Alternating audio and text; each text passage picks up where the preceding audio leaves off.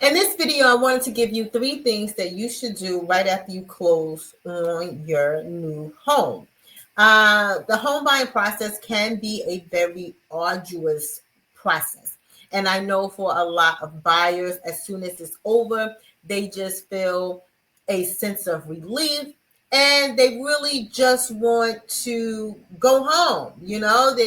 They finally have received the keys to their new home and they're ready to just move in, start unpack, and begin living in their new home, which is great. But there are a couple of things that you should do before you start unpacking. And the first thing, which is the most important thing, and that is changing the locks to your home. There are multiple people that may have keys to your home. And when I say change the locks, change the front locks, the side locks, the back door. Every door that has an entryway into your home, you need to change the locks. And I'm going to tell you why. When real estate agents list properties on the market, they typically will put a key to the house in a lockbox. And a lockbox is just a little key holder that's secured to the property. And they do that so that other agents can come and show the property without having to pick up a key from an office, drive to the house, and then drive back to drop off the keys. They just leave the lockbox at the property. Oftentimes, keys can go missing. Keys go missing quite often, and agents will typically have a second set of keys to the same property just in case a set of keys went missing. Also, contractors may have a set of keys to the property that they didn't return to the owner. The previous owner or the previous tenants or the previous owner and tenants may also have a set of keys to your property. So the very first thing and the most important thing is to secure your property and change all of the locks. Immediately after closing, the first thing you do is change the locks. Now that you've closed on your first property and you all are entering into the property, you want to make sure that you have your utilities set up, right? Cable, Wi-Fi for your computer, your cell phones. You want to make sure that you have all of that set up so that the family isn't sitting down frustrated. You want to make sure that you set this up beforehand so that you don't have a lag, between your old house and your new house and services. One of the things that happened to me once upon a time is I sold the condo, and the morning of, we did the walkthrough. Everything was working, and this was in the summertime. All the utilities working, AC working, everything is on. By the time we closed, which was just in another couple of hours, the buyers went to the home, no utilities, no AC, no anything. And they came to the closing with the U-Haul. They were moving into their home right after the closing, and the wife was pregnant. So they needed utilities on ASAP.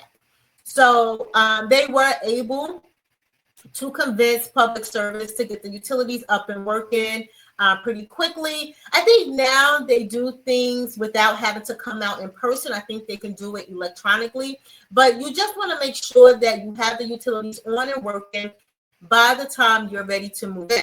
Also, keep in mind, New Jersey gets really cold winters, and if you're a first-time homeowner, you're probably not thinking about this. Do not rely on utilities being on. Don't rely on the seller to keep the utilities on during the time that you own the property, especially that first day and especially in the winter. We can go from a 40-degree week to a 20-degree week like that. And when temperatures drop, water that's already in the pipes can freeze and bust the pipes. So having utilities on and having heat in the house in the winter is extremely important. The first house I sold, we went through the inspection. Everything was great. It was a vacant home.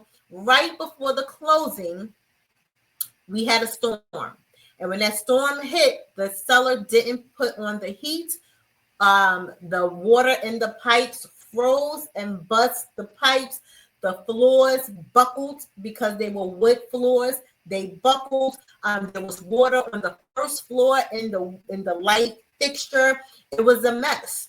It was a complete mess. The sale still went through, but the seller had to fix everything.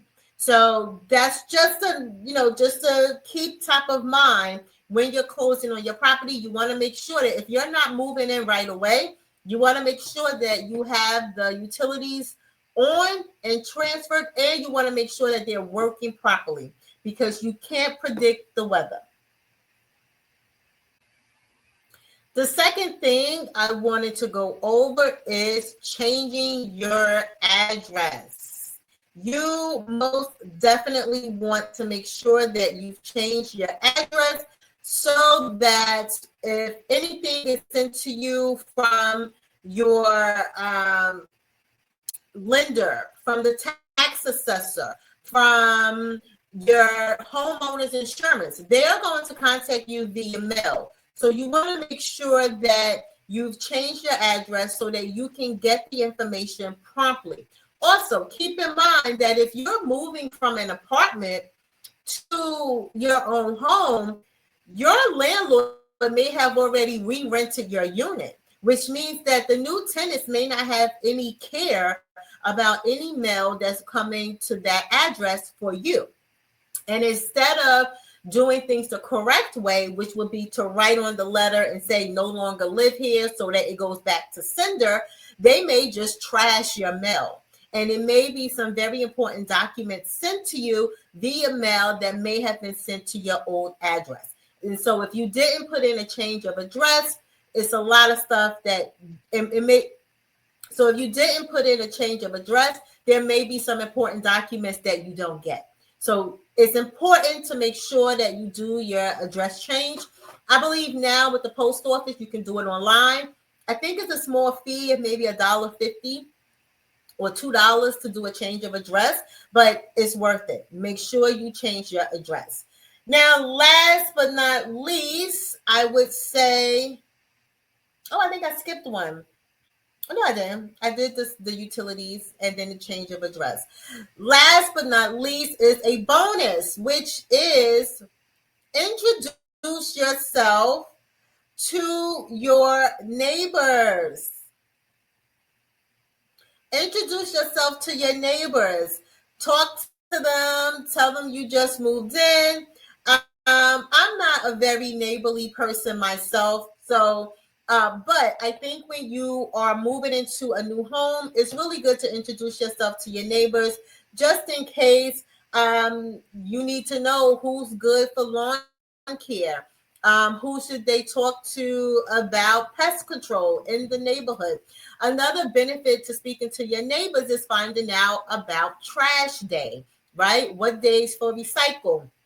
What's customarily done in this neighborhood for how to prepare the garbage, right? Because certain cities have a certain way that they want you to wrap the garbage up, or they have a certain way that you have to tie up the boxes. Just find out from your neighbors more of the important neighborhood information that you wouldn't know because this is your new neighborhood. So introducing yourself to your neighbors is a bonus. It's not a must, but I think it's good, especially to introduce yourself to your neighbors who you who you have bordering lines with. So that would be your neighbor to your left and your neighbor to the right, and maybe your neighbor behind you, behind your backyard, just so that they know who you are when they see you coming in and out, and for any type of advice they may have about living in the neighborhood. Thanks for watching and stay tuned for more.